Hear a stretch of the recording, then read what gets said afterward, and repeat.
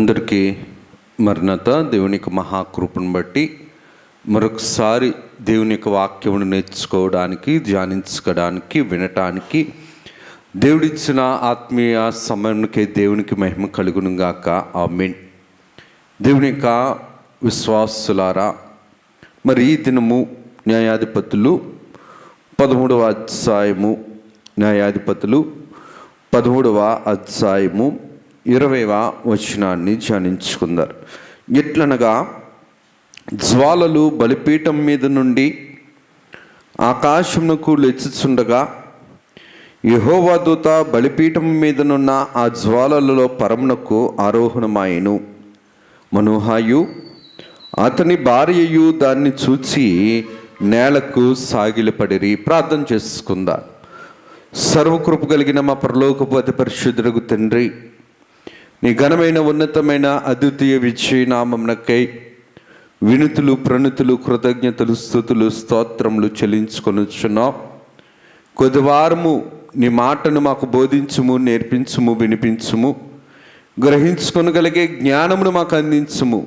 వినగలిగే కుదురుబాటును ఆత్మీయ కుటుంబముగా మార్చుకొనగలిగే ఆసక్తిని ఆత్మీయ జీవితంలో మాకు అందించి నీ మాట ద్వారా మమ్మలను నడిపించుకొని మీరు మహిమను, మీరు ఘనతను, మీరు కీర్తిని, మీ ప్రభావములను పొందుమని మహిమనాథుడును శ్రేష్ఠ పాలకుడును ఏకరక్షకుడు యేసు నామమున అడుగుచున్నాము తండ్రి. ఆమేన్. త్రిత్వదేవుని దీవెనాశీర్వాదములు, మేలులు, ఉపకారాలు ప్రభు నిండుగా మెండుగా అనుగ్రహింపచేస్తూ సమస్త అపకారాలు, అస్వస్థతలు తొలగిస్తూ ప్రభు తన ఆత్మీయ శక్తిని మన పట్ల రుజువుపరిచి ప్రభు మహిమ పొందును గాక. ఆమేన్. దేవుని యొక్క విశ్వాస జీవితంలో క్రైస్తవ కుటుంబము దేవుని శక్తితో నడవలసింది. క్రైస్తవ కుటుంబము దేవుని భక్తుల్లో పెరగవలసింది. క్రైస్తవ జీవితము శ్రమలతో ముడిపడి ఉంటుంది. క్రైస్తవ జీవితము ఎల్లప్పుడూ కూడా దేవుని మీద విశ్వాసంలో నిరీక్షణ కలిగి ఉండవలసిన కుటుంబముగా మనము నడవలసిన వారమై ఉన్నాం. దేవుని యొక్క వాక్య ప్రకారం చూడగలిగితే గనక దేవుని ఏర్పాటులో భయభక్తులు కలిగిన కుటుంబం ఎల్లప్పుడూ కూడా దేవుని పట్ల నిబద్ధత కలిగి, దేవుని పట్ల నిరీక్షణ కలిగి, దేవుని పట్ల విశ్వాసం కలిగిన కుటుంబముగా దేవుడు ఎప్పుడు కూడా ఏర్పాటు కుటుంబాన్ని నడిపించుకుంటాడు. చదువుకున్న అధ్యాయంలో జాగ్రత్తగా గమనిస్తే గనక ఇక్కడ మనకి ఒక దైవ భయభక్తులు కలిగిన భార్యాభర్తలు మనకు కనబడుతున్నారు. ఈ భార్యాభర్తలు దేవుని సన్నిధిలో భయము కలిగిన వారు, భక్తి కలిగిన వారు, దేవుని మీద విశ్వాసం కలిగిన వారు, దేవుని ఆత్మీయ జీవితంలో నడుస్తున్న కుటుంబం. ఈ కుటుంబంలో శ్రమ ఉంది, అక్కరుంది, అవమానం ఉంది, బాధ ఉంది, ఆవేదన ఉంది, కష్ట పరిస్థితులు ఉన్నాయి. మనుషులు సరిచేయలేని, మనుషులు తొలగించలేని సమస్యలు ఉన్నాయి. దేవుడు మాత్రమే తొలగించగలిగే గొప్ప శ్రమ ఉంది. ఈ శ్రమ గర్భఫలము లేకపోవటమే వీరి ఆత్మీయ జీవితంలో ఎంత బలంగా ఉన్నారో లోకము దృష్టిలో కూడా వీరు అంత బలహీనంగా ఉన్నారు. లోకానికి కావలసింది ఏంటనిసరంటే లోక సంబంధమైన అవసరాలు, లోక సంబంధమైన సదుపాయాలు, లోక సంబంధమైన సంపాదన, లోక సంబంధమైన సౌఖ్యము. ఇది లోకము చూసేది. కానీ దేవుని వైపు చూసిన వారు దేవుణ్ణి చూస్తారు.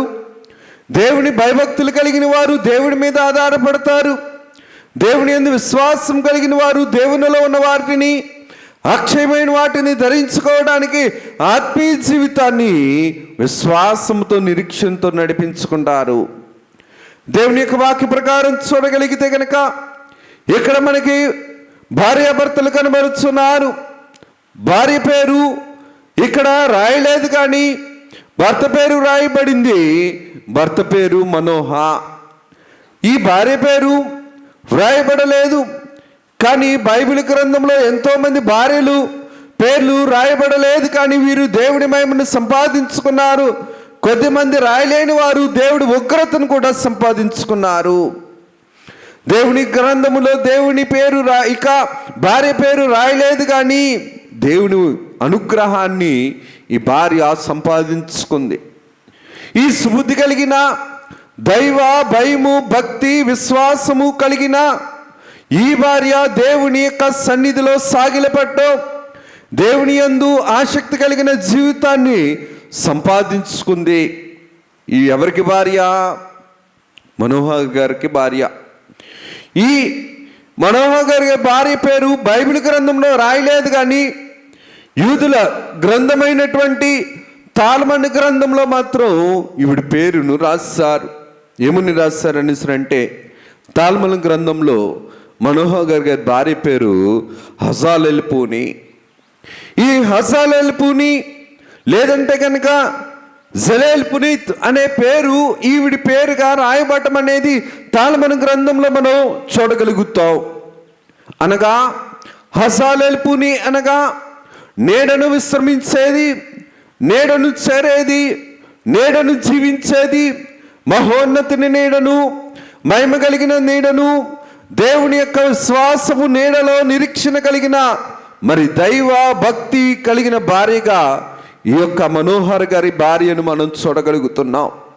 దేవుని యొక్క వాక్య ప్రకారం చూడగలిగితే న్యాయాధిపతులు 13వ అధ్యాయం 12వ వచనంలో, 13వ అధ్యాయం 3వ వచనంలో, 2వ వచనంలో చూడగలిగితే గనక యెహోవా దూత ఈవిడ దగ్గరికి వచ్చి అంటున్నమాట, ఇప్పుడు నీవు గొడ్రాలివే, నీవు గర్భము ధరించితివి. దేవుని యొక్క ఏర్పాటులో ఉన్న ప్రతి విశ్వాసము కలిగిన కుటుంబానికి శ్రమ ఉంటుంది. ఇది మనుషులలో ఒక ముళ్ళుగా ఉంటున్న శ్రమ, ఒక అవమానంగా ఉంటున్న శ్రమ, మనుషులు భక్తిని వెక్కిరించే శ్రమ, భక్తిని ఎగతాళి చేసే శ్రమ, విశ్వాస జీవితాన్ని పాడు చేయటానికి ఇది ఒక శ్రమగా, సాధనముగా ఉంటుంది. కానీ భక్తి కలిగిన జీవితంలో, విశ్వాసం కలిగిన జీవితంలో దేవుణ్ణి చూస్తాం, కానీ లోకంలో ఉన్నటువంటి సదుపాయాలను మనం చూసుకో. ఎందుకు ఈ మాట నేను జ్ఞాపకం చేస్తున్నానంటే, బైబిల్ గ్రంథంలో భక్తి కలిగిన ప్రతి కుటుంబంలోనూ దేవుడు ఏర్పాటు చేసుకున్న కుటుంబంలో శ్రమ లేకుండా, అక్కర లేకుండా, నింద లేకుండా, అవమానం లేకుండా ఏ భక్తిపరుని యొక్క కుటుంబము కూడా లేదు. అందుకనే దైవజనులు దేవదాసయ్య గారి పాటలో రాసిన మాట ఏంటంటే, భక్తి పరుని యొక్క శ్రమలు చూసి భక్తిహీనుడు అనుకొనవద్దు. భక్తి పరుని యొక్క శ్రమను చూసి వీరికి శ్రమ వచ్చింది కదా, వీరికి బాధ వచ్చింది కదా, వీరికి అక్కర వచ్చింది కదా, వీరికి అవమానం వచ్చింది కదా, వీరికి నింద వచ్చింది కదా, వీరు ఏదో శాపము పొందారు, ఏదో పాపము చేశారు అనుకొనవద్దు. తండ్రి గారు రాసిన మాట, మిత్రుడారారమ్మ పాటలో ఒక మాట ఉంటుంది, తల్లిదండ్రులు చేసిన తగిన కార్యములు నా మీద కపర్లు నన్ను చంపుతున్నవి అని నీవు అనుకొనవద్దు. వాటిని కూడా పాడు చేసే, నా యొక్క శాపాన్ని కూడా పాడు చేయగలిగే సర్వశక్తుడగు దేవుడు మనకున్నాడు. ఆ దేవుని దగ్గరికి మిత్రుడా రమ్ము. దేవుని మాటను నమ్మి వచ్చిన వారు, ఈ దైవజనులు, ఈ దేవుని మాటను నమ్మి వచ్చిన కుటుంబము, భక్తి కలిగిన భార్యాభర్తలు, ఈ మనోహర్ గారు అలాగుండి హజాలెల్పుని అని చెప్పబడుతున్న మనోహర్ గారి భార్య. ఈ మనోహర్ గారి భార్య దేవుని యొక్క వాక్యాన్ని బట్టి చూడగలిగితే గనక, దేవుడు రాయించిన మాటను చూస్తే ఈ మనోహనగా విశ్రాంతి. ఈ విశ్రాంతి తీసుకుంటున్న పేరును సార్థకం చేసుకున్న వారు ఈ భార్యాభర్తలు ఇద్దరు కూడా. మనోహ అనగా విశ్రాంతి, హజాలెల్పుని అనగా నీడను నివసించుట. మహోన్నతుని నీడను నివసించిన వారిగాను, మహోన్నతుని నీడను విశ్రమించిన వారిగాను ఉన్న కుటుంబము ఈ మనోహర్ గారి కుటుంబము. ఎందుకు ఈ మాటను మనం జ్ఞాపకం చేసుకోవాలంటే, భక్తి జీవితాన్ని, విశ్వాసాన్ని ఎప్పుడు కూడా మనము లోక సంబంధమైన సదుపాయాలతోటి, లోక సంబంధమైన కంటికి కనబడే మనుషులను తృప్తిపరిచే వారితోటి మనం ఎప్పుడు కూడా కొలత వేసుకోకూడదు. అటువంటి కొలత ఎప్పుడు కూడా అక్షయమైన దేవుని మహిమకరమైన దీవెనను మన దగ్గరకు తీసుకురాదు. భక్తిలో ఎప్పుడు కూడా శ్రమ ఉంది అనిసనంటే మనలో స్వనీతి తొలగటానికి దేవుడు ఏం చేస్తున్నాడు అనిసనంటే ఒక శ్రమను సాధనంగా పంపిస్తున్నాడు. ఈ కుటుంబంలో అక్కరుంది, బాధ ఉంది, అవమానం ఉంది. దేవుని ఏర్పాటు కుటుంబమైన అబ్రహాము గారి కుటుంబంలో శారా గారికి బిడ్డలు లేట్ అయ్యారే, రెబెకా గారికి బిడ్డలు లేట్ అయ్యారే, హన్నా గారికి బిడ్డలు ఆలస్యమయ్యారే. అలాగనే క్రొత్త నిబంధనలో చూస్తే ఎలిజబెత్ గారికి కూడా బిడ్డలు ఆలస్యమయ్యారే. వీరే శాపగ్రస్తులు, వీరే పాపగ్రస్తులు. కారణం ఏంటనిసనంటే దేవుని యొక్క ప్రత్యేకమైన ఉనికి కలిగిన బిడ్డ భూమి మీదకు రావటానికి దేవుని ఏర్పాటై ఉన్నది. దేవుడు తన కుమారుణ్ణి తగిన కాలమందు భూమి మీదకు పంపించాడు. దేవుడు తన యొక్క చిత్తమును నెరవేర్చడానికి ఒక కాలం అనేది ఉంది. అందుకనే ప్రసంగి గ్రంథంలో మనం చూస్తే కనుక కట్టడానికి, పడగొట్టడానికి, ముద్దు పెట్టుకోవడానికి, హత్తుకోవడానికి, కోప్పట్టడానికి, ప్రతి దానికి కూడా ఒక సమయం అనేది ఉంటుంది. భక్తి జీవితంలో ఈ యొక్క హజాలేలు పుని అనే ఈ మనోహ గారి భార్య ఎటువంటిది అనిసరంటే దేవుని సన్నిధిలో దేవుని ప్రత్యక్షత కలిగిన స్త్రీ, దైవజనురాలు. ఈ భార్య భర్తతో సమానంగా దేవుని మందిరానికి వెళ్ళింది. భర్త యొక్క భక్తిని చూసి ఎగతాళి చేయలేదు, ఎలాకోలం చేయలేదు. తనకున్న ప్రతికూలతను చూసి దేవుని విడిచిపెట్టలేదు, వేరొక లోకము వైపు ప్రయత్నము చేయలేదు. నీతి కలిగిన భక్తి పర్రాలు, నీతి సూర్యుని చూస్తూ భక్తి సాధనలో ఉన్న భక్తి పర్రాలు ఈ భార్య. ఎందుకు ఈ మాటను నేను జ్ఞాపకం చేస్తానంటే న్యాయాధిపతులు 13వ అధ్యాయం ఉంటుంది. దాను గోత్రికులు, దాను గోత్రంలో ఉన్నవారైనా, జోర్యా అను పట్టణంలో వీరు నివసిస్తున్న వారైనా సరే, భర్త భక్తిపరుడైనా సరే, ఉన్న శ్రమను బట్టి, ఉన్న అవమానమును బట్టి దేవుని మీద నింద వేయని భక్తిపరురాలు. లోకమును చూస్తూ, లోకములో ఉన్న వారిని చూస్తూ నాకు అది లేదే అని చెప్పి సనుక్కొనని భార్య ఈ యొక్క జలేలేలి పునీత్ అనగా మనోహ గారి భార్య. ఎందుకు ఈ మాటను నేను జ్ఞాపకం చేస్తున్నాను అనిస్తానంటే ఇంత భక్తి ఉంది కదా, ఎటువంటి కుమారుడు పుట్టాడు అనిస్తానంటే బైబిల్లో ప్రత్యేకత కలిగిన స్థితిని సంసోను వంటి వారిని దేవుడు ఈ తల్లికి ఇచ్చాడు. ఎందుకు ఈ మాటను నేను జ్ఞాపకం చేస్తున్నాను అనిస్తానంటే ఈ భార్య దేవుని వినయము కలిగింది, దేవుని సన్నిధిలో భక్తి కలిగింది, వినయ విధేయతలు కలిగిన భార్యగా ఈ యొక్క హజాలేలు పునీత్ అన్న ఈ దైవ భక్తి కలిగిన అనగా మనోహ గారి భార్య అంతటి దైవ సన్నిధి అనుభవం కలిగిన స్త్రీ. దేవుడి చూశారు కదా, గర్భము లేని వారు దేవుని చూశారు కదా. ఆది కాండము మొదలుకొని మనం దేవుని వాక్యంలో చూస్తే గనక గర్భము లేని గొడ్రాలుగా పేరొందిన స్త్రీలందరూ కూడా అబ్రహాము గారి ఇంట దేవుడు ఉండేటప్పుడు దేవుని చూసింది కదా. శారమ్మ గారు దేవుని స్వరాన్ని విన్నారు కదా. అలాగున్నే హన్నా వంటి వారు తన ఆత్మను దేవుని మందిరంలో కుమ్మరించారు కదా. అలాగున్నే దేవుని దేవదూత గారైన వారు ఆ యొక్క ఎలిజబెత్ గారి దగ్గరికి వచ్చి దేవుని ప్రత్యక్షతను అందించారు కదా. ప్రతి ఒక్కరు కూడా దేవుని సన్నిధిలో దేవుని ప్రత్యక్షతను అందుకొని గొడ్రాలు అన్న పేరును తొలగించుకున్నారు. అనగా దేవుని ప్రత్యక్షత, నీ సన్నిధి యందు సకల సంపదలు గలవు. దేవుని భక్తి సాధన ఎప్పుడు కూడా అక్షయమైన దీవెనిస్తాది.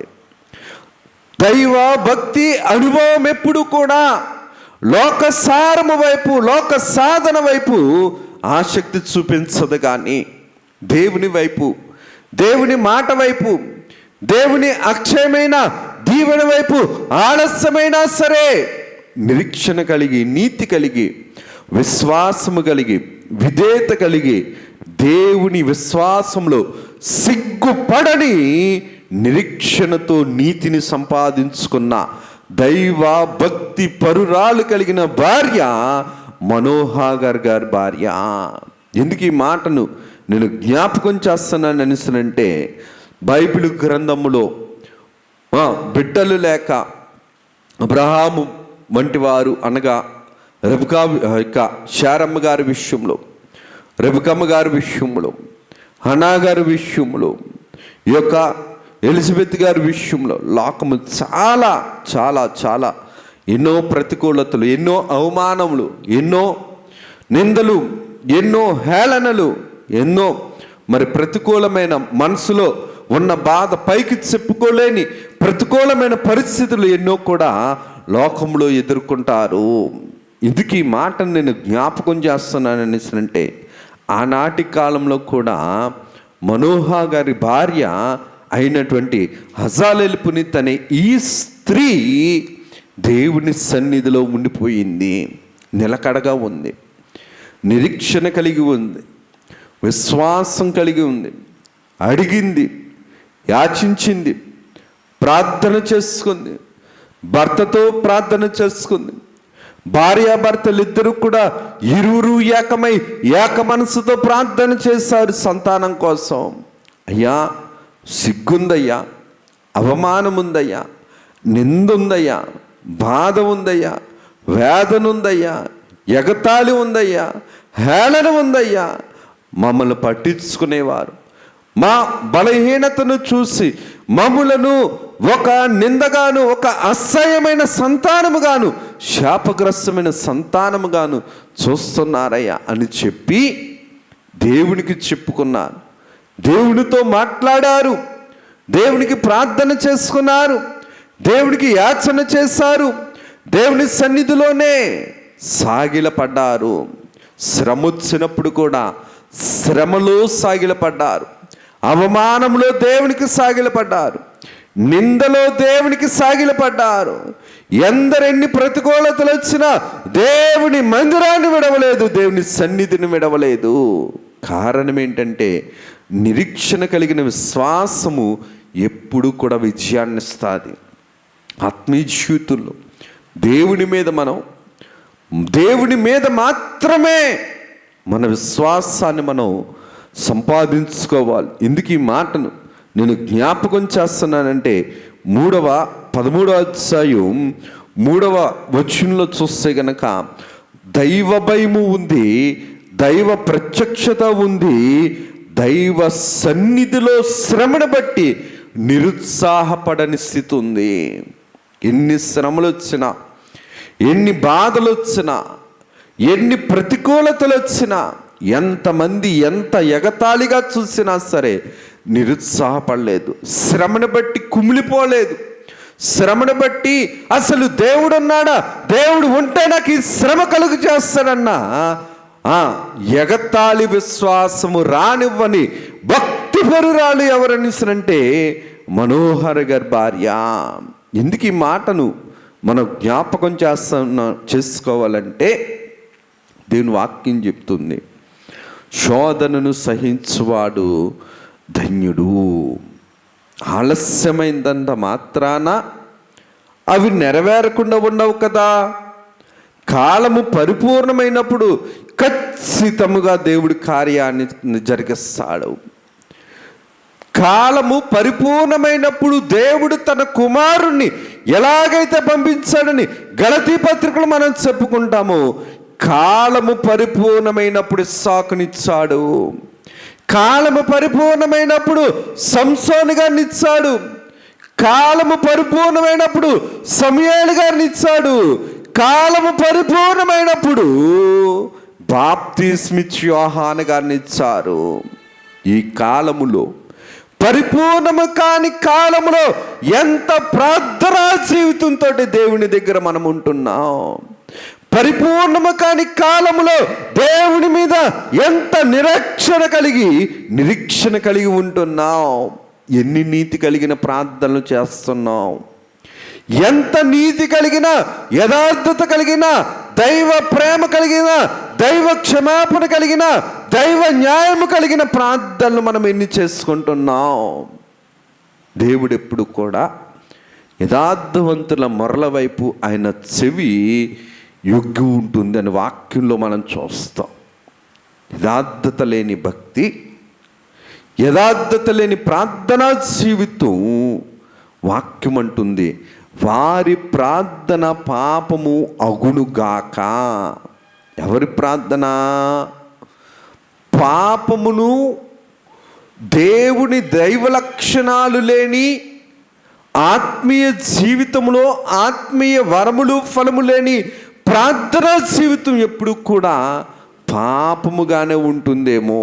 ఎందుకు ఈ మాటని నేను జ్ఞాపకం చేస్తున్నా అంటే, ఈ హజాలెల్ పునీత్ అనే ఈ యొక్క దాను వంశీయురాలైన, జోరియా పట్టణస్థురాలైన, మనోహర్ గారి భార్య అయినటువంటి, సంసోను గారికి తల్లి అయినటువంటి ఈ స్త్రీ ఖచ్చితమైన నీతిపరురాలు, భక్తిపరురాలు. భర్త యొక్క భక్తిని కాపాడింది, తన భక్తిని కూడా శ్రమలో కాపాడుకుంది. భక్తిని కాపాడుకుంటూ, నీతిని సంపాదించుకుంటూ, నీతి సూర్యుని యొక్క సన్నిధిలో సాగిలపడిన సాత్వికము కలిగిన భక్తిపరురాలు యొక్క హజాలెల్ పునీత్ అనగా మనోహర్ గారి భార్య. మనం కూడా మన యొక్క విశ్వాస జీవితంలో, మన యొక్క ప్రార్థనా జీవితంలో అక్కరుంటుంది, శ్రమ ఉంటుంది, బాధ ఉంటుంది, నింద ఉంటుంది, శోధన ఉంటుంది, చిక్కు ఉంటుంది, అప్పు ఉంటుంది, అనారోగ్యం ఉంటుంది, ఆవేదన ఉంటుంది, ఆయాసం, ఎన్ని ఉన్నా సరే, ఎన్ని ప్రతికూలతలు ఉన్నా సరే, అయ్యగారి మాటలో చెప్పాలంటే, కష్టం వచ్చినా, నష్టం వచ్చినా, ఇష్టమున్నా ఇష్టం లేకపోయినా దేవుణ్ణి శ్రేష్ఠ అనుట మేలు అన్న సాధన చేసిన దైవ భక్తి కలిగిన భార్య ఎవరనిస్తానంటే మనోహర్ గారి భార్య. ఎందుకు ఈ మాటను నేను జ్ఞాపకం చేస్తానంటే, జ్ఞానవంతురాలు ఇల్లు కట్టుకొనును. ఇట్టి జ్ఞానము దేవుని యందు భయభక్తులు కలిగి ఉంటే జ్ఞానము.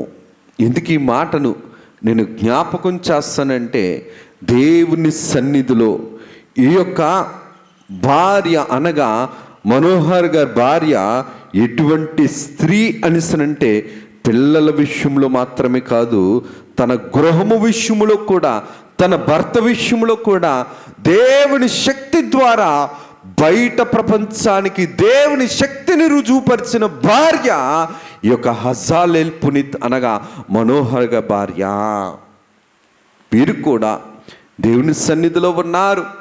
దేవునికి సాగిలపడిన కుటుంబము, దేవుని యొక్క కార్యములలో దేవునికి మేకపిల్లను బలిగా ఇచ్చిన కుటుంబము, దేవుని యొక్క కుటుంబంలో ఒక భార్యాభర్తలు ఎలాగైతే ఉన్నారో అలాగే ఉన్నారు.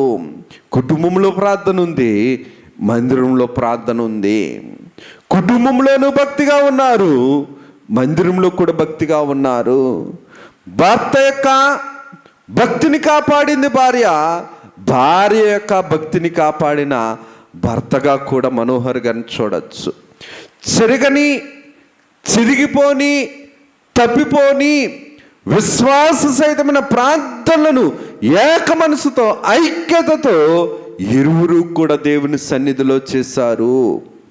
ఇరువురు కూడా దేవుని వైపు సహవాసం కలిగి సంసోను వంటి బలవంతుని సంపాదించుకున్నారు. ఎందుకు ఈ మాటను మనం జ్ఞాపకం చేసుకోవాలనిస్తే, దేవుని యొక్క ఆత్మీయ జీవితంలో భర్త భక్తికి లోబడిన స్త్రీ, భార్య కూడా దేవుని యొక్క అంగీకారమైన ప్రార్థనా జీవితాన్ని కుటుంబంలో నడిపించుకుంది. తన భర్త సిగ్గుపడకూడదు, తన జీవితం సిగ్గుపడకూడదు, తన వంశము సిగ్గుపడకూడదు, తన ప్రార్థనా జీవితం సిగ్గుపడకూడదు. దేవుని సిగ్గుపరచని విశ్వాసముతో దేవుని సన్నిధిలో సహవాసము చేస్తూ సాగిలపడిన భార్య ఎవరనిస్తే మనోహర్ గారి భార్య. ఎందుకు ఈ మాటను మనం జ్ఞాపకం చేసుకోవాలంటే, దేవుని సన్నిధిలో దేవుడు ద్వితీయోపదేశ కాండము 10వ అధ్యాయము 12వ వచనంలో ఒక చక్కటి మాటను దేవుడు రాయిస్తాడు. ద్వితీయోపదేశ కాండము 10వ అధ్యాయము 12వ వచనంలో చూస్తే కాబట్టి ఇశ్రాయేలు నీ దేవుడైన యెహోవాకు భయపడి ఆయన మార్గములన్నింటిలో నడుచుచు ఆయన్ను ప్రేమించి నీ దేవుడైన యెహోవాను నీ పూర్ణ మనసుతోను నీ పూర్ణాత్మతోను సేవించి నీ మేలు కొరకు నేను ఆజ్ఞాపించు యెహోవా ఆజ్ఞలను కట్టడలను అనుసరించి నడుచుకుందన్న మాట కాక నీ దేవుడని యెహోవా నిన్ను మరి ఏమి అడుగుతున్నాడు? అడుగుట ముచ్చటన్నాడు కదా దేవుడు. తండ్రి గారు కూడా రాస్తారు మాటలో, కోరబు నీవు కావలసినవి ఊరకనే నీకు ఇచ్చేదను. ఎందుకు ఈ మాట మన యొక్క ఆత్మీయ జీవితంలో జ్ఞాపకం తెచ్చుకోవాలనేసి అంటే, దేవుని మాట మన నోట ప్రార్థనా జీవితంలో వాగ్దానము. దేవుని మాట వాగ్దానము. దేవుని మాట నెరవేరవలసిన శక్తి వాగ్దానములో ఉన్నది. కాబట్టే ఆ దేవుని మాటను తన మనస్సులో ఉంచుకొని ఆ దేవుని మాట ఉన్న మనస్సుతో దేవుని సన్నిధిలోనికి వెళ్ళింది భార్య. మనమే మనసుతో వెళ్తున్నాం దేవుని సన్నిధికి. దేవుని మాటను ఉంచుకున్న మనసు కలిగిన భార్యగా దేవుని సన్నిధికి వెళ్తున్నామా? లేదంటే గనక ఎలాగ దేవుని సన్నిధిలో ఉంటున్నాం? అందుకనే దేవుడు ద్వితీయోపదేశకాండం 30:32 ఉంటున్న మాట, నీ దేవుడని యెహోవా యొక్క మాటను నీ పూర్ణ మనస్సుతోను పూర్ణ ఆత్మతోను నీ మేలు కొరకు. ఎవరి మేలు? మన మేలు కొరకు దేవుడు మనకు కట్టడలను, ఆజ్ఞలను, ఆత్మీయ జ్ఞానమును, ఆత్మీయ మాటను దేవుడు మనకు అందిస్తున్నాడు. మరి మనం ఎట్లాగా, ఎట్టి స్థితిలో విశ్వాసాన్ని మనం సంపాదించుకుంటున్నాం? ఎట్టి విశ్వాసముతో దేవుని మీద నిబద్ధత కలిగి, నీతి కలిగి, యథార్థత కలిగి, పరిశుద్ధత కలిగి, ప్రేమ కలిగి, న్యాయం కలిగి ఆయన దైవ లక్షణాలతోటి ఆయన సన్నిధిలో సాగిలపడుతున్నాం. అందుకని ఈ హజాలేల్ పునీత్ అనే ఈ మనోహర్ భార్య గారు దేవుని యొక్క దేవదూతల ప్రత్యక్షతను పొందుకున్నారు. చూస్తున్నారు. చూడండి 13వ అధ్యాయము 20వ వచనంలో చూస్తే గనక వీరి భక్తి జీవితము, వీరి యొక్క విశ్వాస జీవితం ఎటువంటిదనిస్తునంటే దేవుడు రాయించిన మాట స్పష్టంగా కనబడుతుంది. బలిపీఠము మీదనున్న ఆ జ్వాలలలో పరమునకు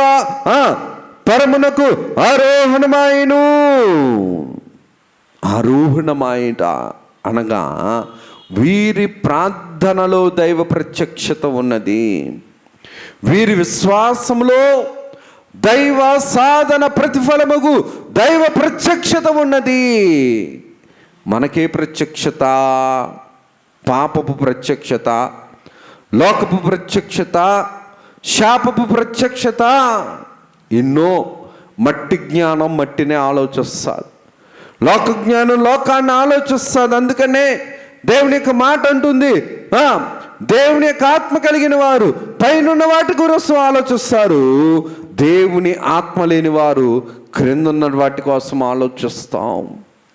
ఈ యొక్క మనోహర భార్య హజాలేల్ పునీత్ అనే ఈ భక్తిపరురాలు దేవుని వైపు చూసింది. ఘోరము నీవు కావలసినవి ఊరకనే నీకు ఇస్తాను. ఉచితముగా దేవుడు ఇచ్చేవాడు కదా. సిగ్గును అవమానమును కొట్టివేసే దేవుడు, సర్వ ఉపకారములు చేసే దేవుడు, సర్వ అపకారములు తొలగించే దేవుడు యేసుక్రీస్తు ప్రభువు దగ్గరకు వచ్చిన మనము ఎట్టి విశ్వాసాన్ని కలిగి ఉంటున్నాం? ఏ మనసును కలిగి ఉంటున్నాం?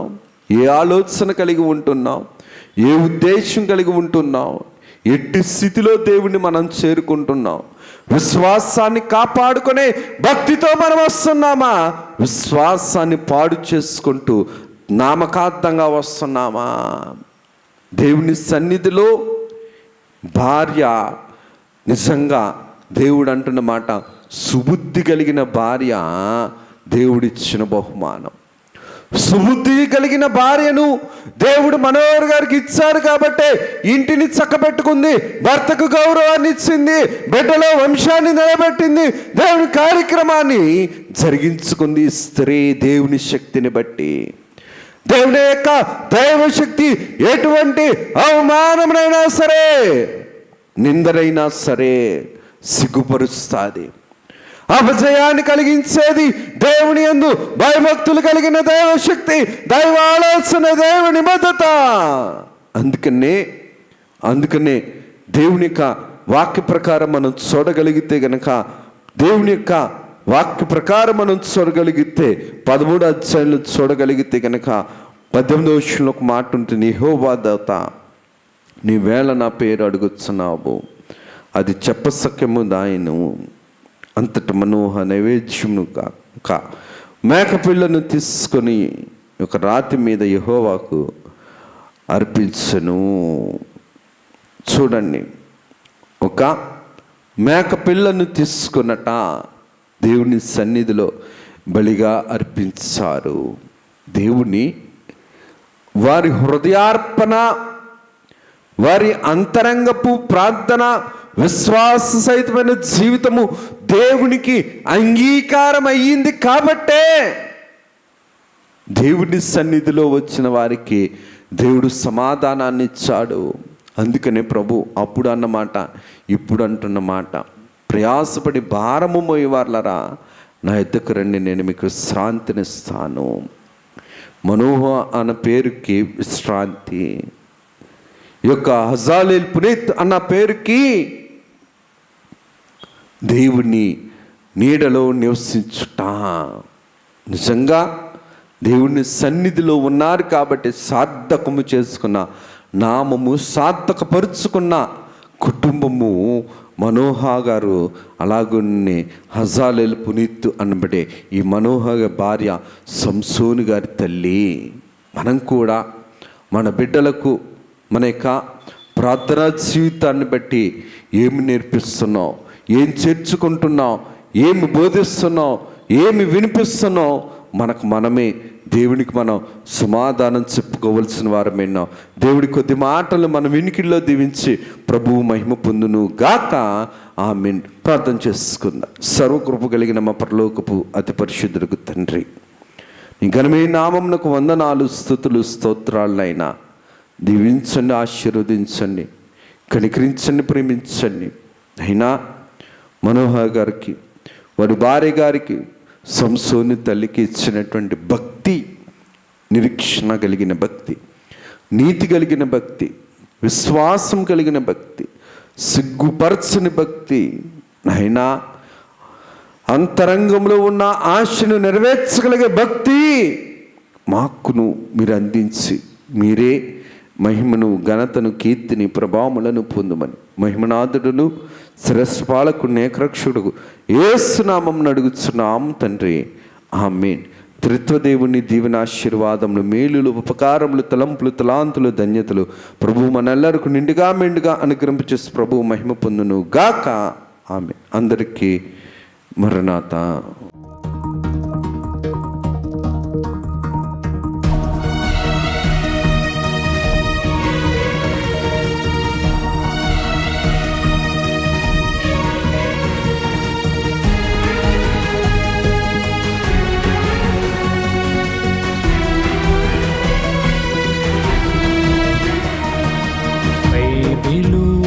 ప్రకటన,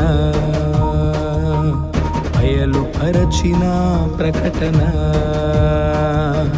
యేసయ్య ప్రకటన, దాసయ్య ప్రకటన, పరలోక ప్రకటన, పరిశుద్ధ ప్రకటన, యేసయ్య ప్రకటన, దాసయ్య ప్రకటన, పరలోక ప్రకటన, పరిశుద్ధ ప్రకటన.